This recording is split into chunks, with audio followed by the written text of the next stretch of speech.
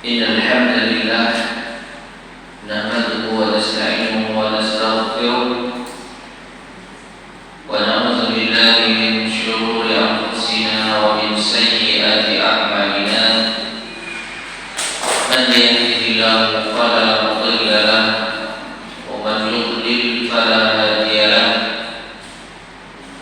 وأشهد أن لا إله إلا الله وحده لا شريك له وأشهد أن محمدا عبده ورسوله اللهم صل وسلم وبارك على نبينا محمد وعلى آله وأصحابه ومن تبعهم بإحسان إلى يوم الدين أما بعد. Ma'asyiral muslimin, para jemaah sekalian rahimani wa rahimakumullah. Segala puji bagi Allah Subhanahu wa taala yang dengan nikmat-Nya lah amal saleh menjadi sempurna. Kita bisa bertemu kembali untuk melanjutkan kajian kita membahas kitab Al-Wajiz fi Fiqh Sunnah wal Kitab Al-Aziz yang disusun oleh Syekh Abdul Alim Al-Badawi hafizahullah ta'ala,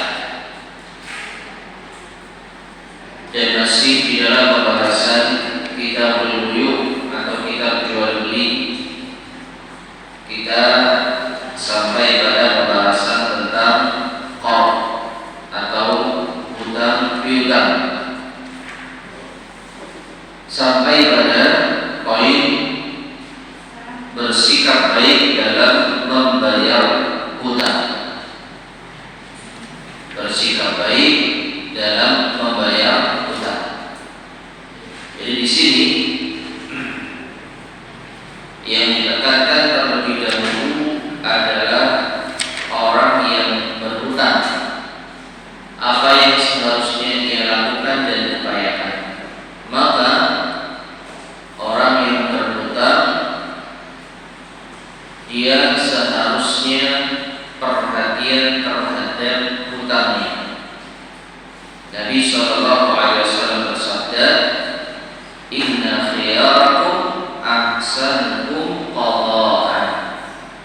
Sesungguhnya sebaik-baik kalian adalah yang paling baik dalam membayar hutangnya. Jadi kita ini meminjam harta orang lain yang ada kewajiban bagi kita untuk mengembalikannya sesuai dengan perjanjian yang berlaku, sesuai dengan tempo yang telah ditentukan. Maka tanda kebaikan seseorang di dalam berhutang adalah yang perhatian terhadap hutangnya.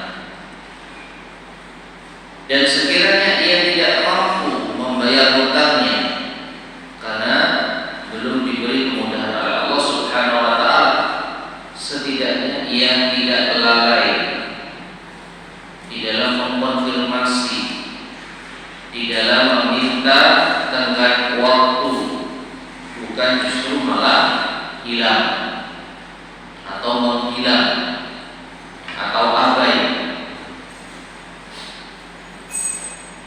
Maka orang yang berhutang harus tahu diri, ada hak orang lain yang ada di tangannya yang harus dikembalikan sesuai dengan akad yang ditentukan. Maka Nabi SAW memasukkan tanda kebaikan seseorang di dalam berhutang dengan sebaik-baik orang yang membayar hutang. Maksudnya orang yang paling baik dalam membayar hutangnya. Kemudian dari Jabir bin Abdullah radhiyallahu anhu ia berkata, Ataitu Nabi sallallahu alaihi wasallam wa huwa fil masjid. Aku mendatangi Nabi sallallahu alaihi wasallam saat beliau di masjid. Qala Mis'ab, Mis'ar yaitu salah seorang sahabat berkata, Urahu qala Muhammad. Aku memandang saat itu di waktu duha. Faqala, maka beliau bersabda, Rasulullah SAW bersabda, "Shalli raka'atain." Salatkan 2 rakaat. Wa kana li alaihi dainun. Dan saat itu beliau sallallahu alaihi wasallam memiliki hutang kepada. Faqadani wa zada. Maka beliau membayarnya, melunasinya dan memberikan tambahan kepada. Tayyib asyar muslimin rahimani wa rahimakumullah. Hadis ini adalah testimoni atau pengakuan dari sahabat Jabir bin Abdullah radhiyallahu taala anhuma tentang baiknya Rasulullah sallallahu alaihi wasallam di dalam membayar hutangnya. Nabi sallallahu alaihi wasallam seorang nabi, seorang imam, seorang pemimpin. Ketika beliau minta dihutangnya oleh Jabir bin Abdullah, bukannya mencari-cari alasan atau memanfaatkan kedudukannya. Dan Jabir bin Abdullah radhiyallahu taala anhu bukan berarti tidak menghormati Nabi sallallahu alaihi wasallam. Ya, bukan berarti Jabir itu tega kepada Nabi sallallahu alaihi wasallam. Hutangnya Nabi kok ditagih. Mungkin ada kesan seperti itu. Kok tega nagih hutang kepada Nabi sallallahu alaihi wasallam. Bagi kita mungkin seperti itu. Ada sebagian orang-orang yang memanfaatkan kedudukannya, memanfaatkan jabatannya, memanfaatkan status sosialnya untuk mengharapkan belas kasih dari manusia. Ya, saya ini ustaz, minjem uang, ya boleh jangan ditagih, misalkan gitu. Ya, bantulah. Nah, secara tidak langsung, tapi tidak dengan Nabi SAW. Beliau seorang imam, pemimpin kaum muslimin. Ya, seorang pemimpin, panglima perang, seorang yang sangat disegani. Tapi dalam urusan muamalah terkadang beliau memiliki hutang. Dan ini bukan hal yang aib. Hutang itu tidak tercela. Yang tercela itu tidak mau bayar hutang atau memanfaatkan belas kasih orang supaya tidak ditagih. Maka Jabir bin Abdullah datang untuk menuntut haknya, dan itu hal yang wajar, bukan hal yang menunjukkan kurang adab. Ya, karena ini haknya. Dan Nabi sallallahu alaihi wasallam sebagai pihak yang berhutang pun juga fair. Beliau SAW tidak memanfaatkan kedudukannya. Ya, tidak ada. Beliau mengatakan, ya tak bayar, jangan sekarang, nanti aja. Masa tak percaya saya sebagai pemimpin? Masa tidak percaya sebagai imam masjid? Ya. Sudah tidak ada. Jabir datang hanya diingatkan untuk sholat. Nggak ada hubungannya dengan minta keringanan dalam pembayaran. Jabir datang masuk masjid di waktu duha, sholat dulu. Nah, setelah sholat baru Nabi SAW membayar hutangnya, bahkan dilebihkan. Di dalam hadis ini terdapat pelajaran bolehnya kita melebihkan pembayaran hutang selama itu bukan menjadi syarat di awal. Bukan menjadi syarat di awal. Ya, tertulis maupun tidak tertulis, terang-terangan maupun secara kiasan, terang-terangan sindiran. Ya, terang-terangan gimana? Ya, saya utangi tapi nanti ada tambahannya ya. Nah, ini terang-terangan. Atau sindiran, kiasan. Ya, ya saya utangi tapi tadi tahu sendiri ya. Saya kan sudah baik utangi antum. Ya, nanti untuk kembalikan ya gimana baiknya lah.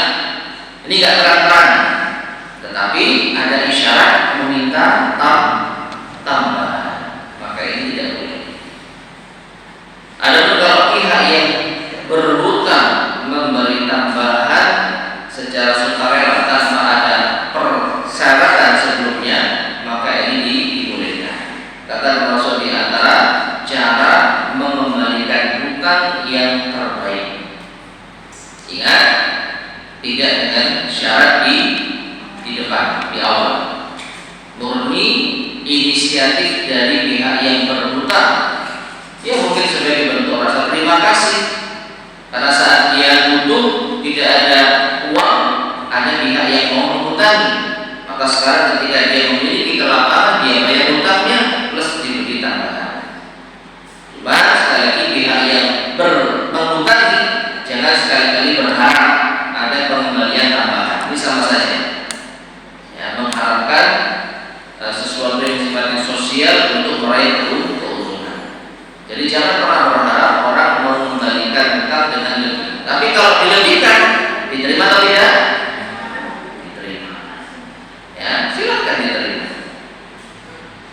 Kemudian dari Ismail bin Ibrahim bin Abdillah bin Abi Rabi'ah al-Makhzumi, dari ayahnya dari kakeknya, bahwa Nabi Shallallahu Alaihi Wasallam pernah meminjam 30 atau 40 ribu kepadanya ketika perang Hunain. Ya, tatkala beliau datang dan melunasi hutang kepadanya. Kemudian Nabi Shallallahu Alaihi Wasallam bersabda, "Barakallahu laka fi ahlika wa malika, innama jazaa'u salafi al-wafa'u wal hamdu." Nabi Shallallahu Alaihi Wasallam bersabda, "Semoga Allah memberkatimu, keluargamu dan hartamu. Sesungguhnya balasan bagi pinjaman, balasan memberi pinjaman adalah agar dilunasi dan dipuji." Artinya di sini Nabi Shallallahu Alaihi Wasallam ketika membayar hutangnya itu mendoakan keberkahan bagi yang menghutanginya. Ya, jadi Nabi pinjam uang 30 atau 40 ribu dirham ya, atau dinar. Kalau dinar sangat banyak ya, antara itulah dinar atau dirham. Dan ketika beliau datang dan melunasi hutangnya, Nabi SAW bersabda demikian. Itu mendoakan apa? Keberkahan. Baik, kemudian ini poin penting bagi orang yang berhutang, adanya perhatian dan berusaha melunasi hutang. Adapun pihak yang menghutangi, maka di sini Islam menganjurkan untuk memberi kemudahan. Ya, memberi kemudahan. Di antaranya bersikap baik dalam menagih hutang. Nagih hutang jangan kejam-kejam. Ya, apalagi bawa orang sebagai al-wujuh, seakan-akan ini ancaman kalau nggak bayar hutang, ya lihat sendiri akibatnya. Dari Ibnu Umar dan Aisyah radhiyallahu anha bahwa Rasulullah Shallallahu Alaihi Wasallam bersabda, "Man talaba haqqan falyatlubhu fi afafin wafin aw ghairi wafin." Barang siapa yang menuntut suatu hak, maka hendaklah ia memintanya dengan hormat, maksudnya dengan santun. Ya, meminta dengan santun, baik ditunaikan, dibayar atau tidak dibayar. Kita sudah nagih dengan lemah lembut, dengan santun, dengan sopan, maka apapun yang kita terima, maka kita harus tetap seperti itu. Dibayar alhamdulillah, tidak dibayar, ya, maka kita tagih di lain waktu. Ya, kita tagih di lain waktu. Jadi pihak yang mengutami hendaknya memberi kemudahan, jangan menagih dengan cara yang kasar, dengan cara yang tidak baik. Dan di antara bentuk menagih hutang dengan cara yang baik adalah memberikan tangguh kepada orang yang kesulitan membayar hutang.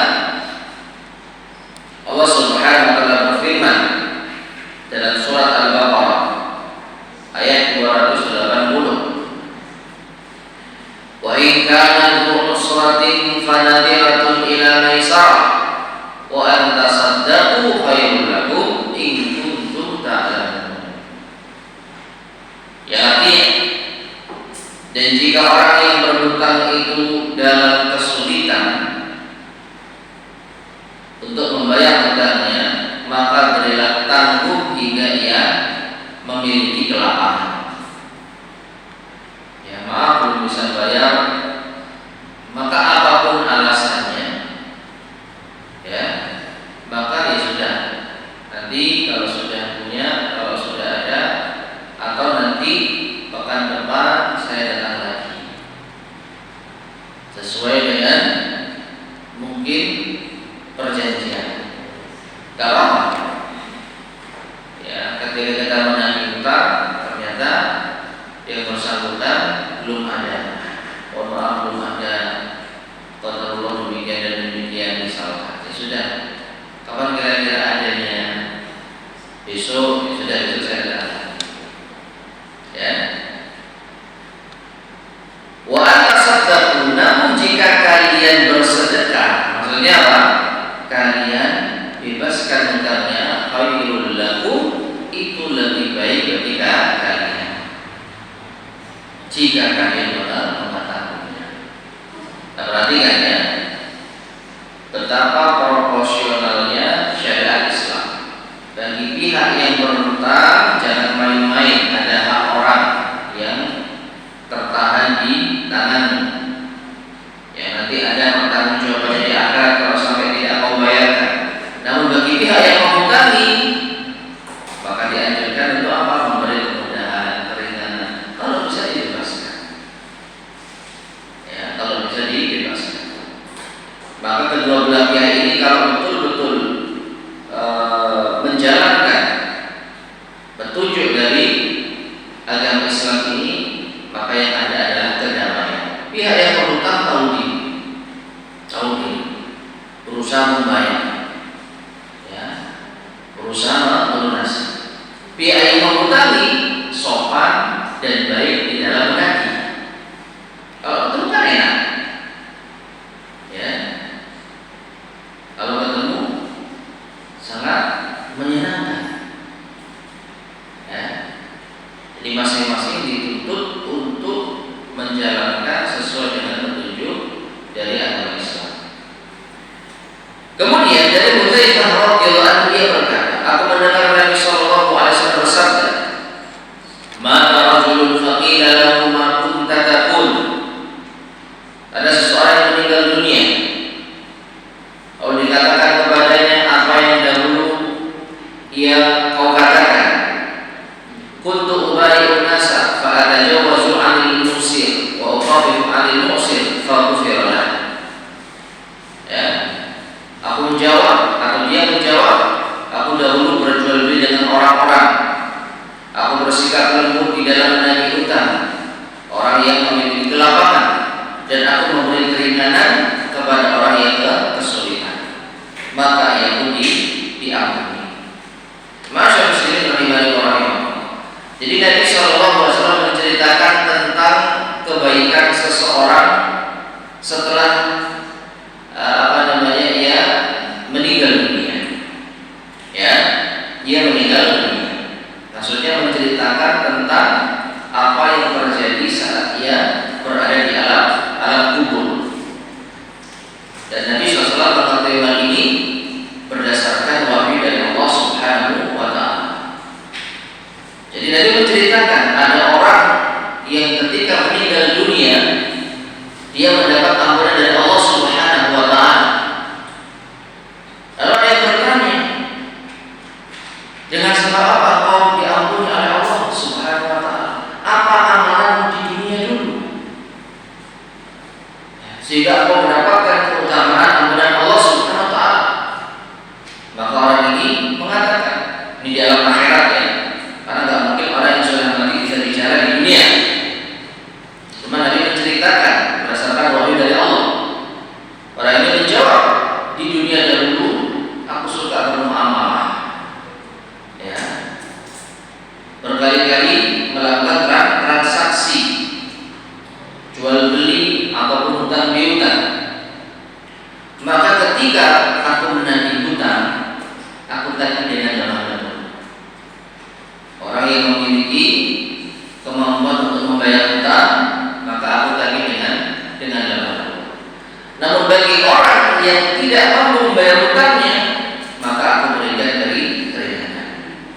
Entah keringanan itu berupa penambahan tenggat waktu atau keringanan dihapus sebagian hutangnya atau seluruh hutangnya, didiskon atau dihapus seluruhnya.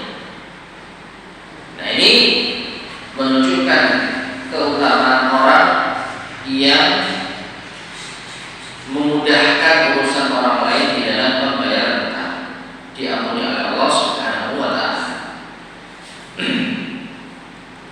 Dari Abu Yasar, salah seorang sahabat Nabi Sallallahu Alaihi Wasallam, ia berkata, Rasulullah Sallallahu Alaihi Wasallam bersabda, "Man ahabba an yudhillahu Allah fi dhillihi falyunzir muqsira aw liyadalla."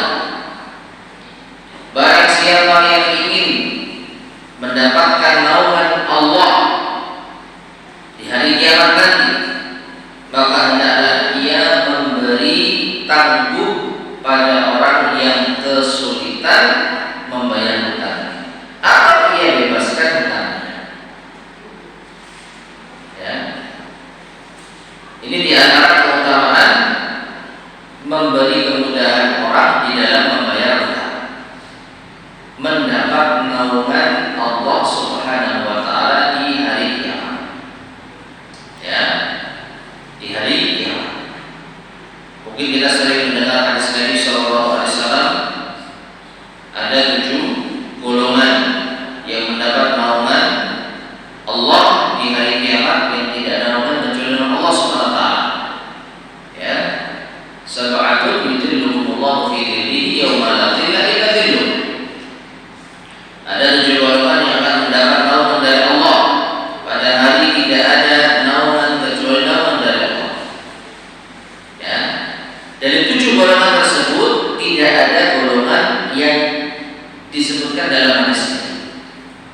Ya, pemimpin yang adil, kemudian pemuda yang taat dalam ibadah kepada Allah, kemudian 2 orang yang saling mencintai, bertemu karena Allah, berpisah karena Allah. Kemudian orang laki-laki yang hatinya terpaut di masjid, kemudian seorang laki-laki yang diajak berzina oleh wanita cantik dan memiliki kedudukan dia takut kepada Allah. Kemudian orang yang bersedekah, ia sembunyikan sedekahnya sampai tangan kanan tidak tahu apa yang disedekahkan tangan kiri. Kemudian yang terakhir, seorang yang mengingat Allah di kesendirian lalu menangis. 7 golongan. Ternyata ada golongan lain yang tidak disebutkan dalam hadis tersebut. Dia disebutkan secara terpisah. Siapa itu? Orang yang memberi kemudahan orang lain di dalam membayar hutang. Jadi setidaknya ada 8 golongan yang kita tahu ada dalilnya. 8 golongan yang mendapat naungan Allah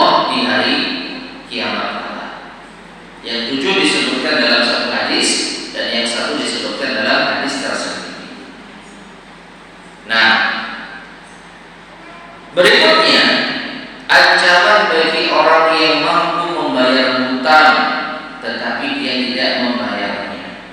Ini kezaliman. Ini kezaliman.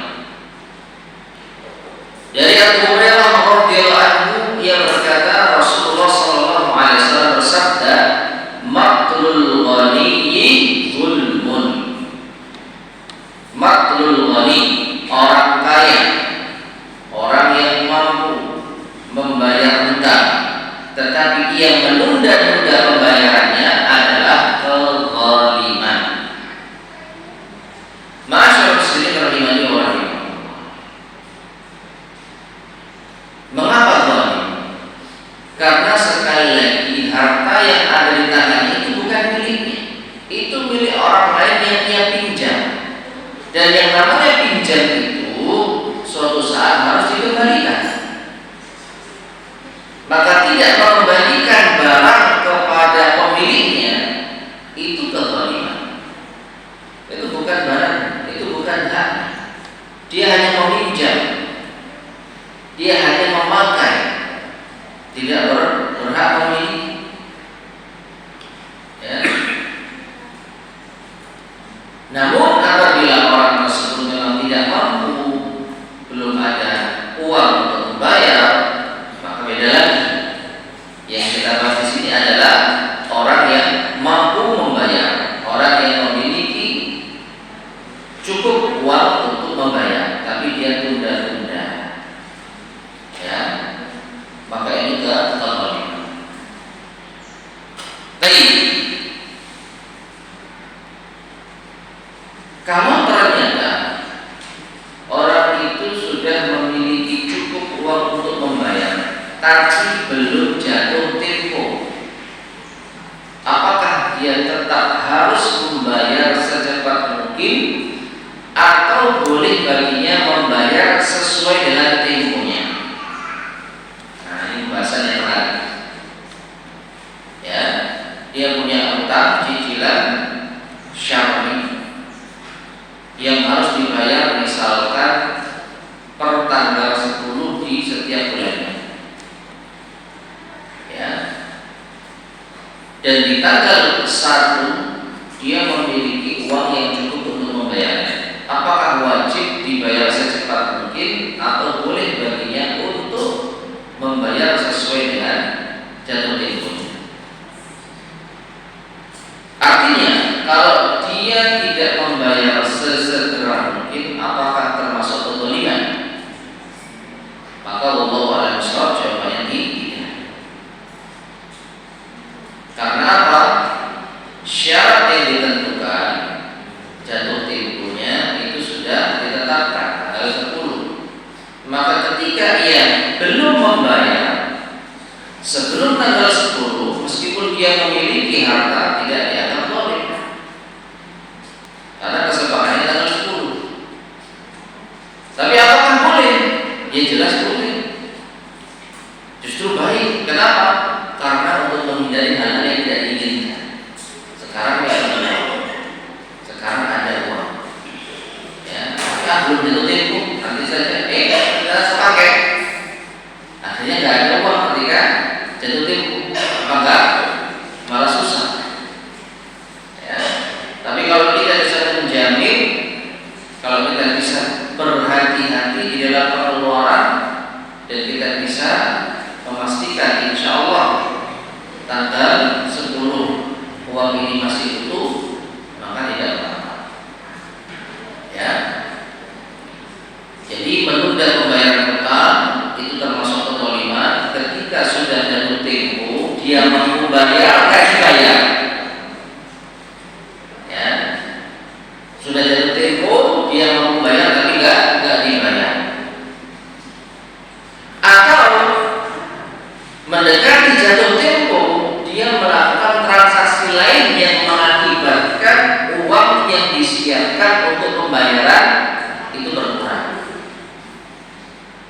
Ya, contoh, ada orang punya utang per bulannya dibayar 100.000 misalkan. Besok tanggal 10 jatuh tempo ini. dulu saya nggak utang, sekarang nggak bisa jajan saya. Pakai jajan aja, utang, bayarnya gampang nanti, misalkan seperti itu.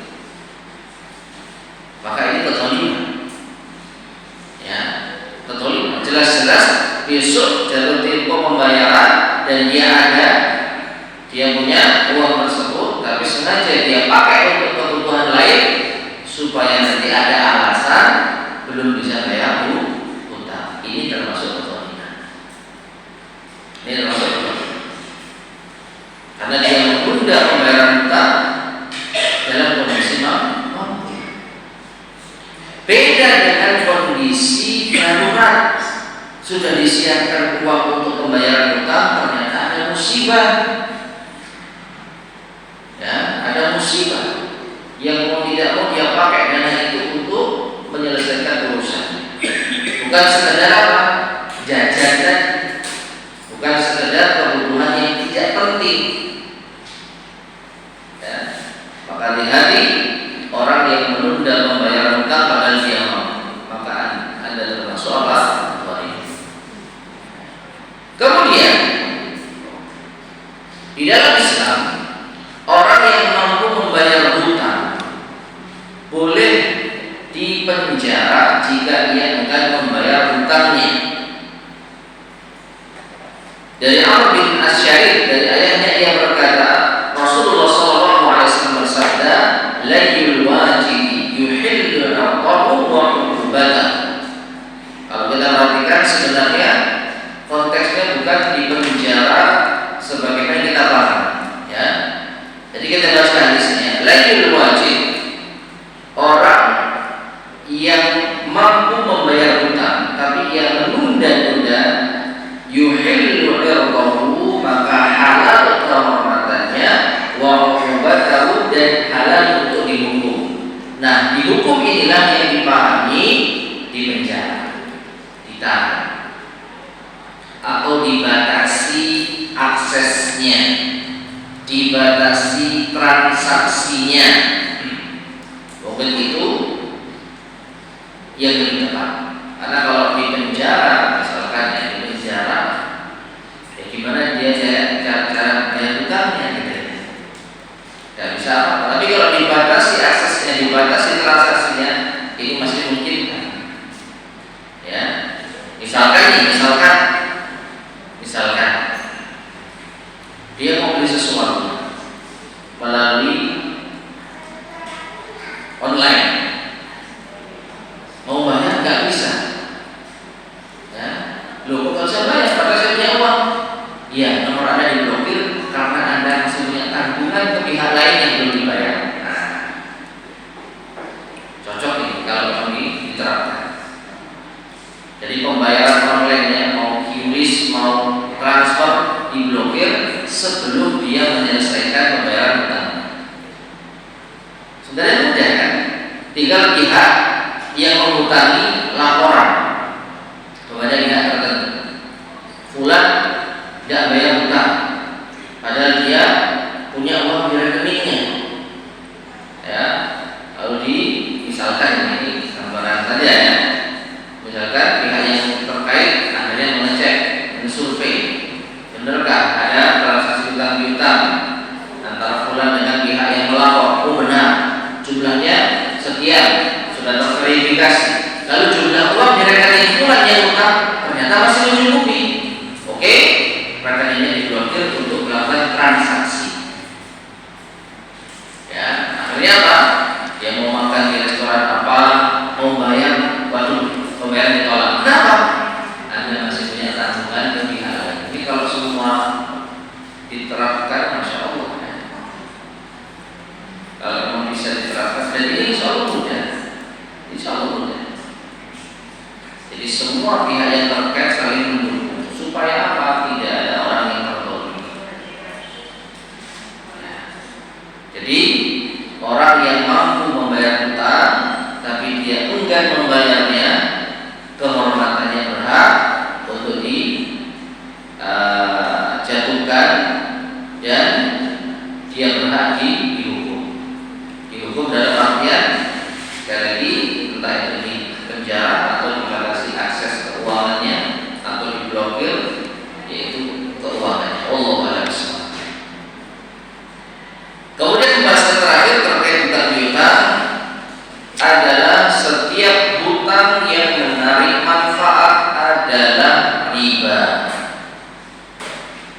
setiap utang yang menarik manfaat adalah riba. Dari Abu Burdah ia berkata, aku datang ke Madinah dan bertemu dengan Abdullah bin Salam. Lalu ia berkata, ikutlah bersamaku ke rumah. Aku akan memberimu minum dari gelas yang Rasulullah SAW minum darinya. Dan engkau sholat di masjid yang beliau sholat di dalamnya. Lalu aku berangkat bersamanya. Ia memberiku minum sawit dan memberiku makan kurma. Aku juga sholat di masjid.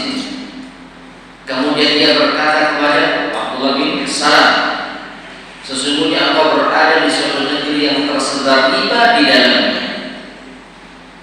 Dan di antara pintu-pintu riba adalah salah seorang dari kalian memberi piutang, menghutangi hingga waktu yang ditentukan. Dan jika telah jatuh temponya, ia datang dengan membawa hutangnya dan sekeranjang hadiah, maka takutlah engkau terhadap keranjang tadi beserta isinya.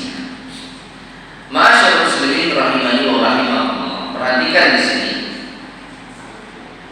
Jadi Abdullah bin Salam mengingatkan tentang fenomena riba yang terjadi pada hutang piutang. Apa itu? Ketika seseorang membayar hutang, dia memberikan tambahan hadiah. Loh, bukannya boleh? Betul, boleh. Dan itu dilakukan Nabi SAW dalam kasus hutang piutang beliau dengan Jabir bin Abdillah yang tadi sudah kita baca hadis.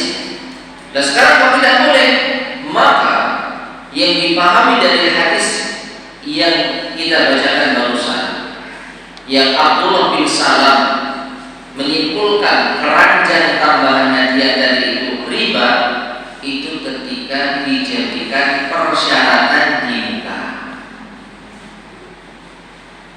dijadikan persyaratan di awal. Ya, pedagang kurma kehabisan barang, padahal ada orang mau beli kurma. Dia pergi ke lapak temannya, saya pinjam kurma. Sama-sama pedagangnya, saya pinjam kurma. Saya ambil berapa ratus? Ya. Tapi yang pinjam kurma ngomong, tapi jangan lupa ya, jangan lupa. Sekedar syarat itu saja menjadikan kemudian orang yang pedagang yang pinjam kurma ini setelah jual beli, setelah melayani pembelinya, akhirnya apa? Dia mengembalikan kurmanya tadi kepada apa? Temannya, plus oleh-oleh, entah itu gorengan, entah itu minuman. Ya, karena apa? Karena ada pesan tadi. Jangan lupa ya. Nah, maka kata Abdullah bin Salam, takutlah engkau terhadap keranjang tadi beserta isinya, tambahan. Kenapa? Karena hutang piutang, sekali lagi, hutang piutang itu akad tabarru'at. Tabarru'at itu sosial. Yang namanya sosial itu asasnya membantu, bukan mengambil keuntungan. Kalau mau mengambil keuntungan, ya jual beli. Ya, jual beli. Beda apabila pihak yang punya kurma tadi tidak mau diutangi. Contoh, toko kurma kehabisan barang, dia datang ke temannya toko kurma B, saya ada orderan kurma ini, tapi pas stok saya kosong, ya kamu beli ke saya, tak kasih diskon. Boleh, tapi kalau itu pakai yang dulu, itu yang kita tadi pinjam, karena secara pedagang kayak hitung-hitungan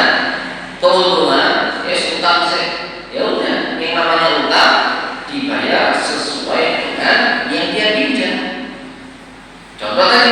Ambil satu kardus, ya, satu kardus. Setelah selesai, di bulan berikutnya satu kardus dikembalikan. Kan gampang itu. Jadi apa ya? Jadi ada orang yang ke rumah jenis tertentu, waduh barangnya belum datang ya. Saya sudah order tapi belum datang, tapi ada pembeli, kita ambilkan dulu ke teman.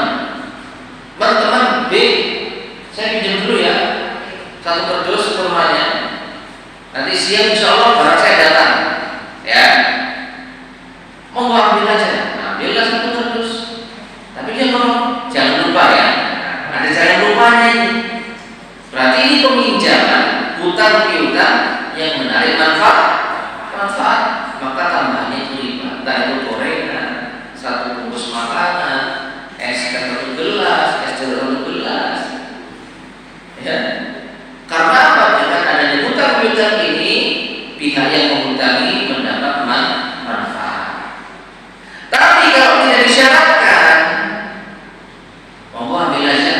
Nanti kalau sudah datang kembalikan. Kalau sudah datang barangmu kembalikan seperti apa ya. Lalu kita karena terima kasih kita membawakan apa? Makanan boleh halal karena tidak ada persyaratan di awal.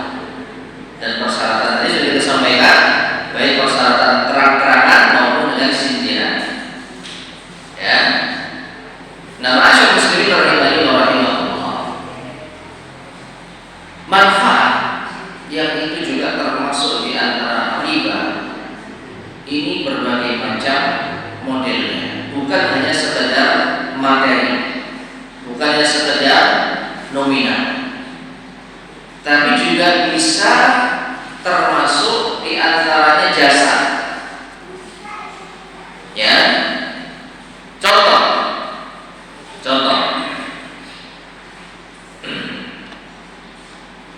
Kita hutang ke teman kita dalam nominal tertentu.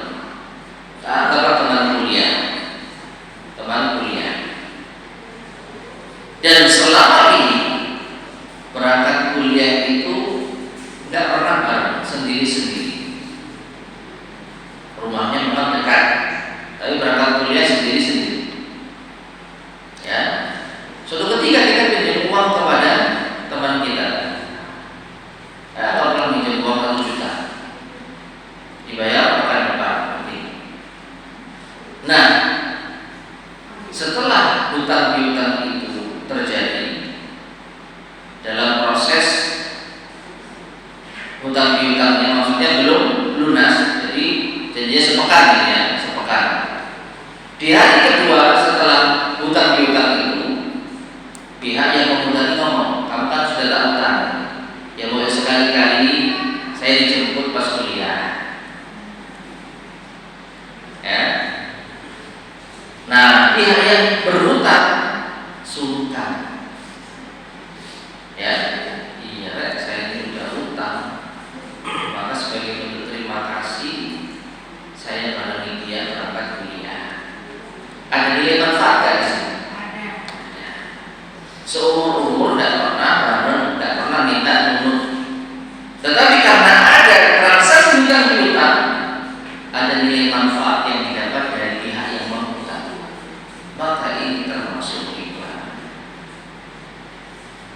Ini termasuk riba, meskipun bukan dengan nominal, tapi dengan apa? Jasa apa? Barengi ke kampus. Yang kalau dihitung-hitung ya tetap ada nilai nominalnya apa? Biasanya berangkat sendiri, keluarkan bensin, sekarang enak, tinggal naik tanpa mengeluarkan uang bensin sampai di kampus. Gara-gara apa? Ada transaksi. Terbukti ketika hutang sudah lunas, nggak pernah dijemput lagi. Ya. Namun perhatikan, kalau di antara mereka sudah biasa saling barengi, baik ada hutang ataupun tanpa hutang, maka tidak ada masalah. Memberi tumpangan ketika apa? Terjadi hutang piutang. Ya memang setiap hari kadang bareng kadang enggak, maka hutang piutang tidak mempengaruhi hal tersebut. Makanya nilai manfaat manfaat ini betul-betul apa? Terjadi karena adanya hutang piutang tadi. Terjadi karena adanya hutang piutang tadi. Ya.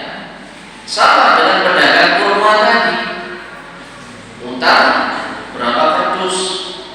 Selama belum dibayar sering kasih apa? Hadiah, sering bawakan makanan. Padahal sebelumnya nggak pernah. Ya, sebelumnya nggak pernah. Tapi karena ada transaksi hutang piutang yang belum selesai, maka pihak yang berhutang seakan-akan mengucapkan tanda terima kasih, sering mengantar makanan. Maka ini riba. Karena manfaat ini didapat oleh pihak yang menghutangi karena adanya transaksi hutang piutang. Ya, yang disimpulkan dalam suatu ungkapan, kullu qardin jarra naf'an fahuwa riba. Setiap hutang piutang yang menarik manfaat maka itu riba. Wallahu ta'ala a'lam. Baik, berakhirlah pembahasan kita tentang hutang piutang. Berikutnya kita lanjutkan ar-rahan, yaitu gadai. Dan gadai ini masih ada hubungannya dengan hutang piutang. Jadi kita bacakan dulu tentang gadai ini. Rahan atau gadai, definisi rahan. Ar-rahan secara bahasa adalah al-ihtibas, penahanan. Ya, sesuatu yang ditahan. Diambil dari ucapan mereka rahana syai'a. Rahana syai'a maknanya jika ia berlangsung dan tetap. Dan juga diambil dari firman Allah Subhanahu wa taala dalam surat Al-Muddathir ayat ke-38. Pengambilan makna rahan menurut bahasa. Dalam surat Al-Muddathir ayat ke-38 Allah berfirman, kullu nafsin bima kasabat rahinah. Tiap-tiap jiwa bertanggung jawab atas apa yang telah diperbuatnya. Rahinah, dia tertahan.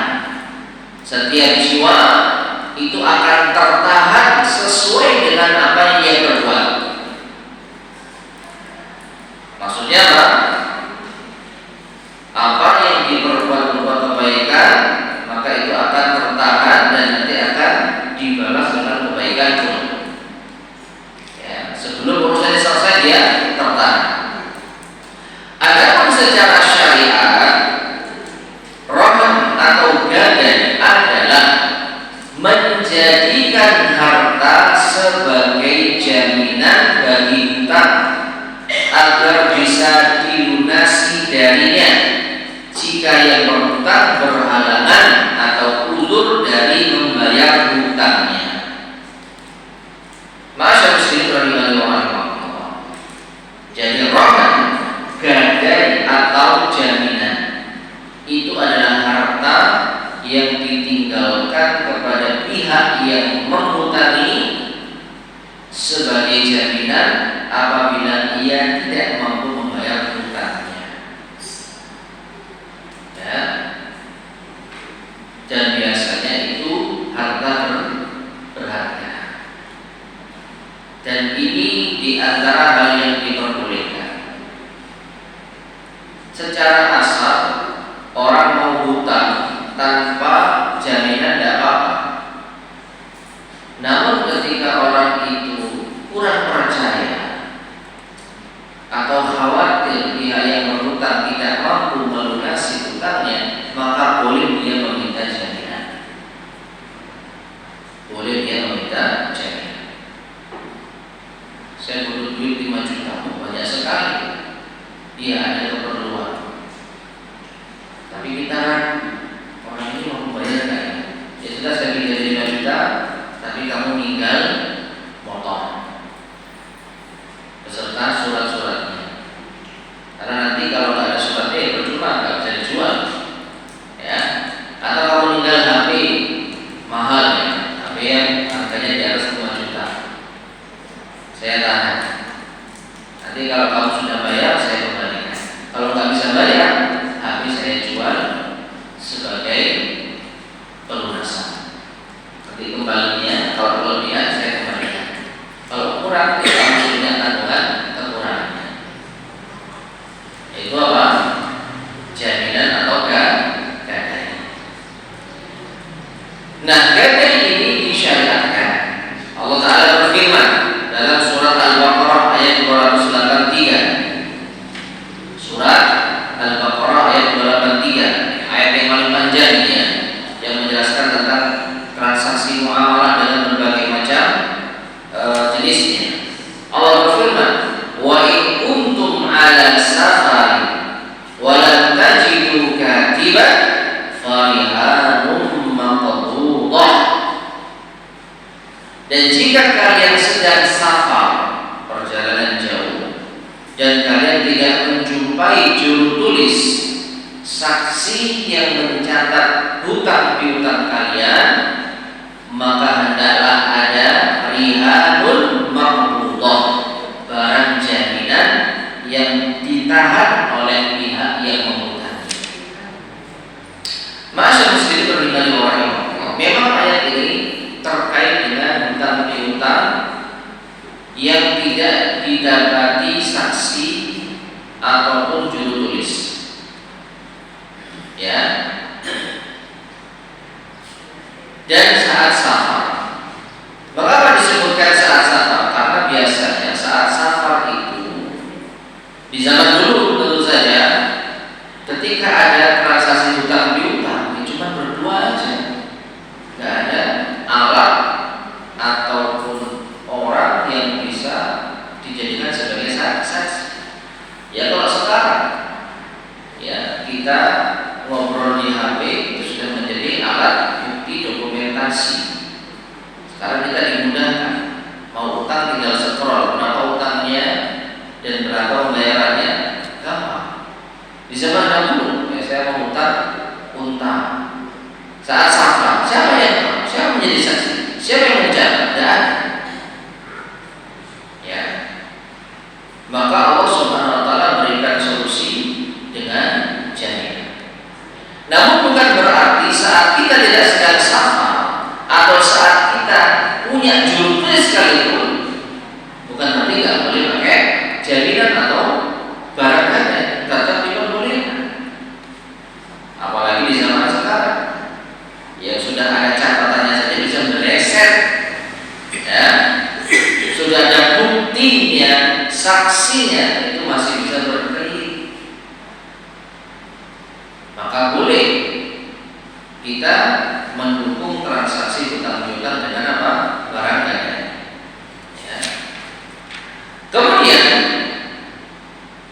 di sini disebutkan pembatasan hukum dengan waktu safar perjalanan dalam ayat di atas, sehingga tidak berlaku secara umum, tidak bisa dipahami secara terbalik karena adanya indikasi hadis yang menunjukkan disyariatkannya.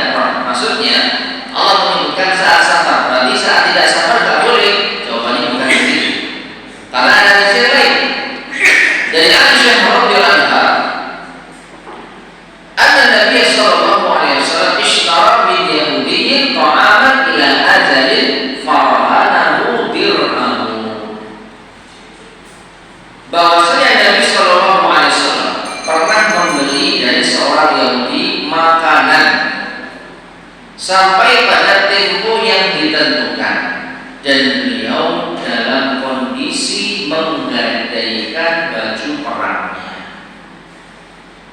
Ya, ini tidak saat safar. Nabi tidak sedang safar. Dan kalau tidak safar berarti banyak manusia di sekitar beliau, sehingga kemungkinan banyak yang bisa menjadi juru tulis. Namun Nabi Shallallahu Alaihi Wasallam tetap memberikan barang jaminan.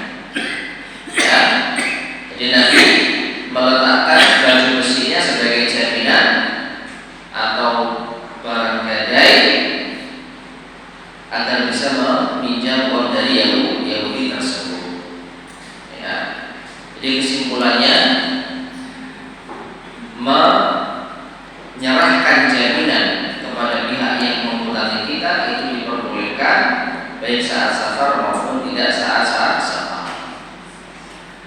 Nah, bahasa yang tidak kalah pentingnya, bahkan ini yang sangat penting.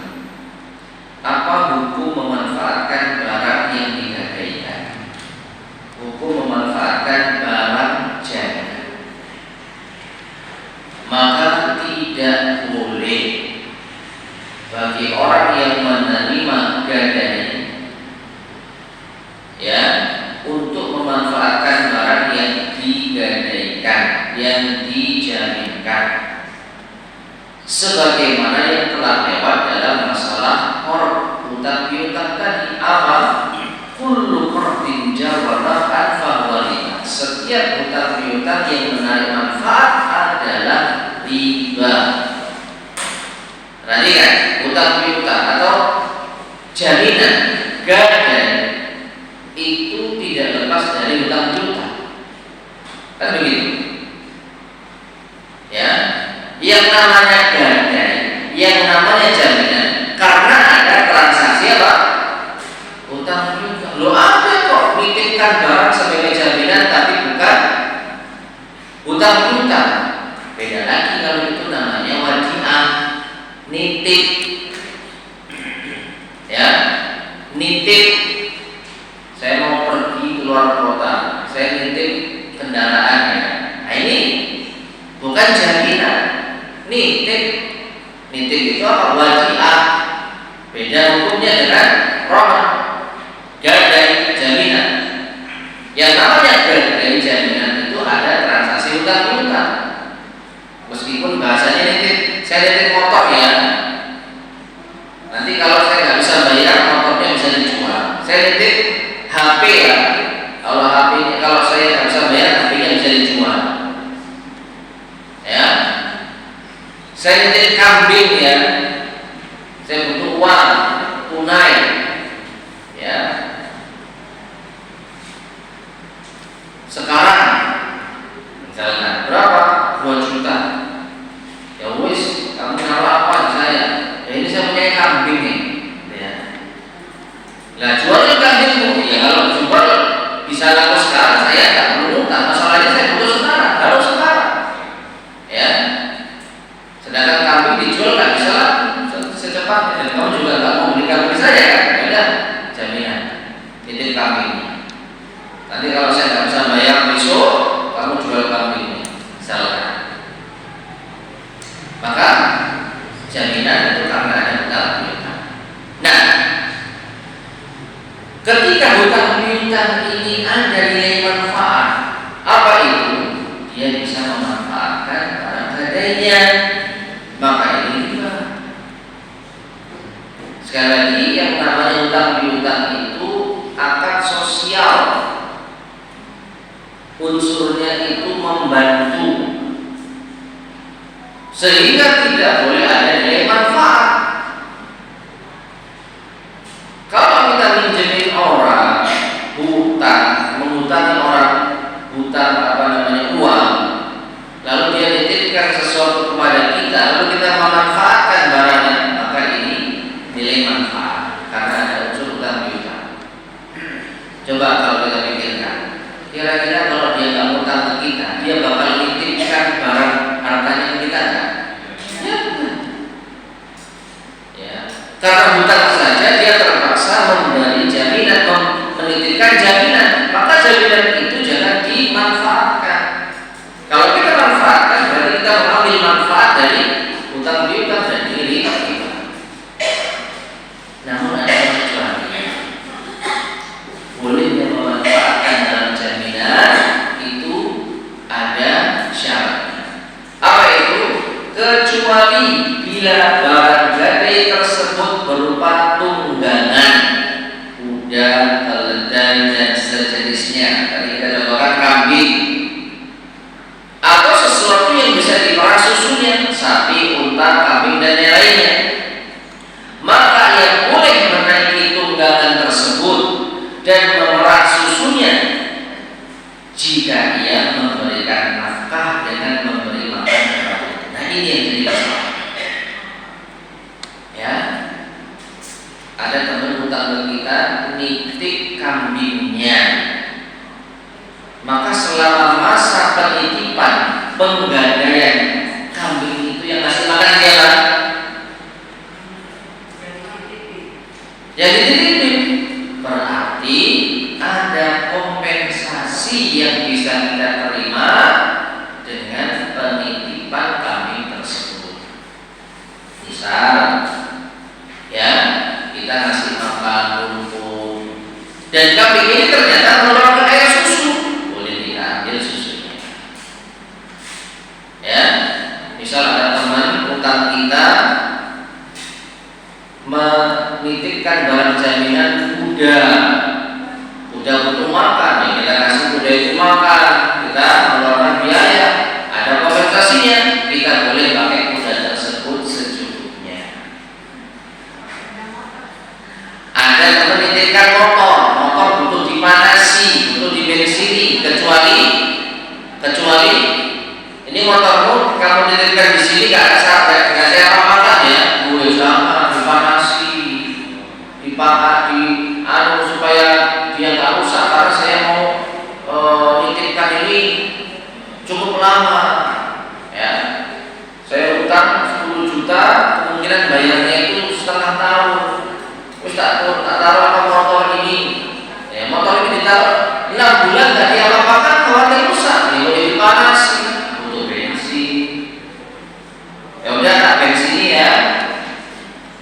ya secukupnya, dipanasi secukupnya, karena kalau mengeluarkan biaya maka bisa dipakai sewajarnya, bukan tiap hari ya, sesuai dengan apa kompensasi yang telah ia keluarkan. Ya, saya sudah keluarkan bensin 1 liter nih, ya sudah dipakai 1 liter, ya, sekedar untuk bisa menjalankan mesin pemanas itu. Ya. Nah, jadi kalau tidak ada pengeluaran biaya sama sekali di dalam menyimpan barang jaminan, maka tidak boleh dimanfaatkan. Ya. Jadi Abu Hurairah radhiyallahu anhu yang berkata, Rasulullah sallallahu alaihi wasallam bersabda, "Adh-dhahru yurkabu bi nafaqatihi idza kana marhunan." Punggung hewan tunggangan yang digadaikan itu boleh dinaiki dengan nafkahnya, yaitu dengan apa? Dengan dia memberi makan. Kalau nggak dikasih makan mati, kalau dikasih makan pihak yang dititipi mengeluarkan biaya, maka kompensasinya apa? Boleh dipakai sesuai dengan biaya yang telah dikeluarkan. Wala dari yushrabu bi nafaqatihi idza kana marhunan. Dan susu hewan yang digadaikan itu boleh diminum dengan nafkah yang dikeluarkan. Ya, wa alladhi yarkabu wa yushrabu an-nafaqah. Karena apa? Orang yang menaiki hewan tunggangan dan yang meminum air susu hewan tersebut itu apa? Menafkahinya. Jadi karena dia yang memberi makan hewan itu selama masa jaminan, maka dia berhak untuk mendapatkan kompensasi berupa pemanfaatan sekadarnya. Nah, jadi itu syarat diperbolehkannya memanfaatkan harta gadai atau jaminan. Tapi kalau tidak ada biaya yang dikeluarkan sama sekali, barang mati, ya, surat-surat, ya, kendaraan yang memang tidak perlu untuk dipanasi atau apapun itu, maka tidak boleh untuk memanfaatkannya. Tadi kita tambahkan satu bab lagi atau pembahasan karena masih ada hubungannya dengan hutang piutang, yaitu hawalah. Hawalah apa itu? Mengalihkan hutang. Mengalihkan hutang. Mengalihkan hutang. Apa itu hawalah? Hawalah dengan hak yang difathah, hak, dan terkadang dikasroh hi. Hawalah atau hiwalah diambil dari kata at-tahwil, memindahkan, mengalihkan, atau dari kata al-haul, dikatakan hala anil ahdi idza taqala anhu hauluhu, Tidak takal anhu haulan. Artinya berpindah dari janji. Intinya ini makna dari segi bahasa. Hal al-ahdi, ya, berpindah dari janji. Dan menurut fuqaha, istilah fikih memindahkan hutang dari satu penghutang kepada penghutang lainnya.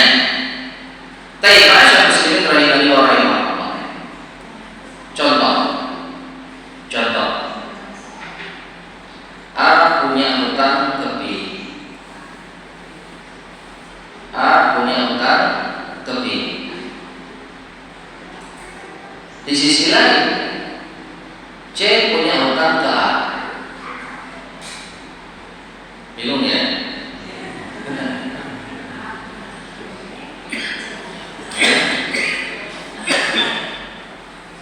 Gimana ya contohnya?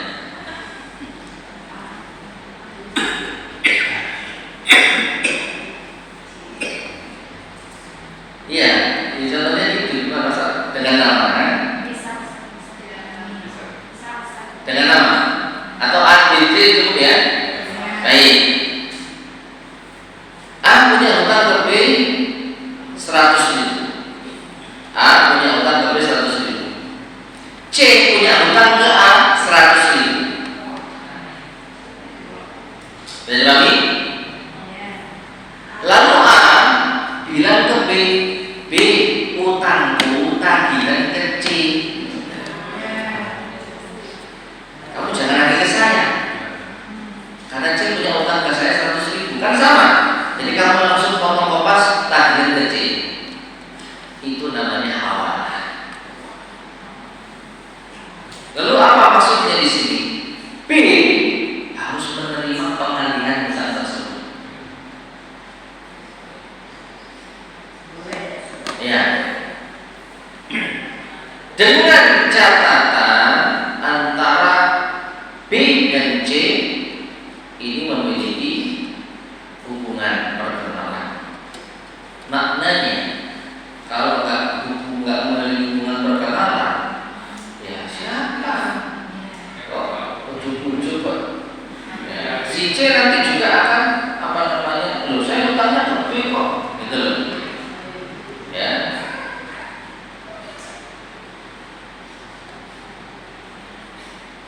Nah, kita baca penjelasannya. Barang siapa yang mempunyai hutang, A punya hutang ke B, sedangkan ia sendiri menghutangi orang lain, A juga menghutangi orang ke C, kemudian dia memindahkan hutangnya kepada orang yang berhutang kepadanya.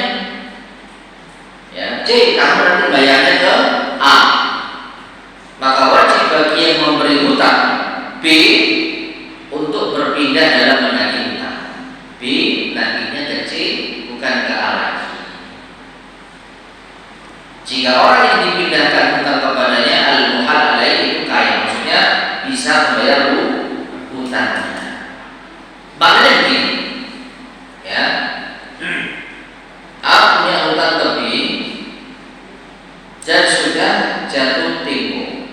A punya uang untuk bayar, tapi di sisi lain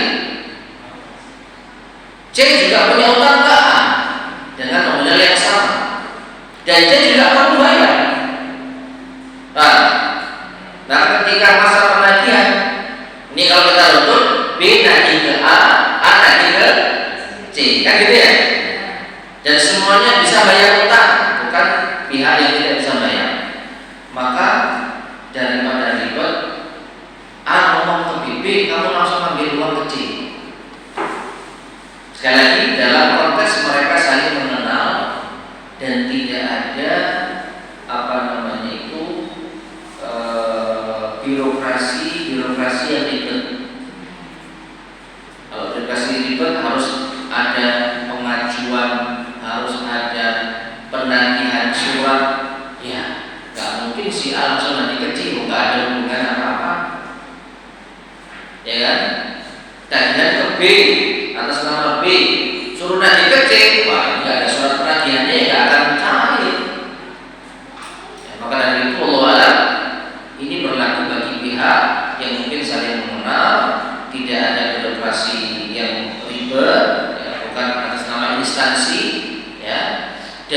semua pihak yang terlibat membayar utang. Itu intinya. Artinya kalau ternyata si C belum bisa bayar utang, perhatikan. A utang ke B, jatuh tempo dia punya uang, dia siap pelunasan.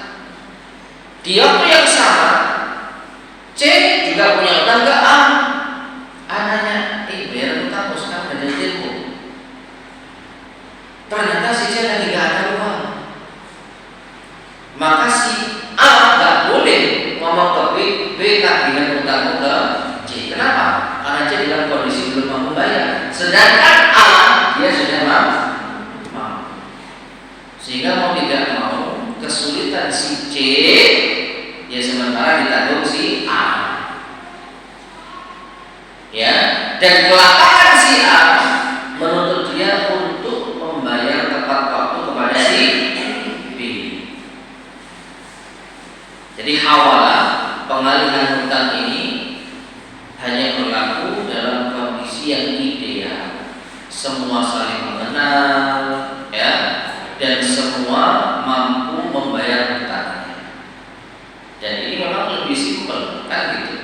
Daripada uang 100.000 muter, mending langsung aja. Ya, mending langsung aja. Dan ini insya Allah amalan yang mungkin sering terjadi, ya, sering terjadi. Ya, waduh saya belum bayar utang, iya. Wes itu juga itu dia udah aku mau dia duit gitu. Ya, ambil aja itu. Akhirnya otomatis mas si A ngambil uang ke si C. Ya, dan ini boleh. Dari Abu Hurairah radhiyallahu anhu, Rasulullah SAW bersabda, salah.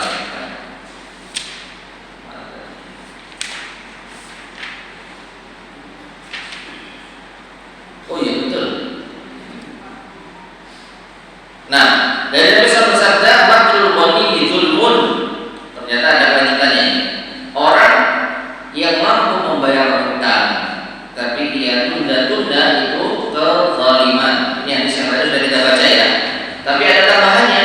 Fa idza utbi'a ahadukum 'ala malihi falyatba. Apabila seorang dari kalian diminta supaya menagih hutang kepada orang yang kaya, orang yang mampu, maka hendaklah ia menagihnya. Jadi pihak yang menghutangi, ya, tidak boleh keberatan kalau disuruh menagih kepada pihak lain. Sekali lagi yang sama-sama kenal, ya. Dan pihak yang berhutang maka juga harus membayar hutang kepada pihak yang dialihkan. Jadi adanya komunikasi. Kayak tadi ya, B yang menjadi poros di sini. A, kamu tagihan utangku ke C ya. C, kamu bayar utangnya ke A ya. Nah, gitu loh. Jadi ada komunikasi, nggak ujuk-ujuk hanya satu pihak saja tanpa konfirmasi dari kedua belah pihak. Ya, dan ini sekali lagi memang memudahkan. Nah, itu pembahasan terakhir tentang hutang piutang hawalah. Baik, masyarakat muslimin rahimani wa rahimakumullah. Mungkin ada yang ditanyakan terkait dengan pembahasan kita di hari ini. Silakan. Kita sampaikan bermanfaat. Jadi subhanallah wa bihamdihi asyhadu an la ilaha illa anta astaghfiruka wa atubu ilaik. Walhamdulillahirabbil alamin. Wassalamualaikum warahmatullahi wabarakatuh. Waalaikumsalam warahmatullahi wabarakatuh.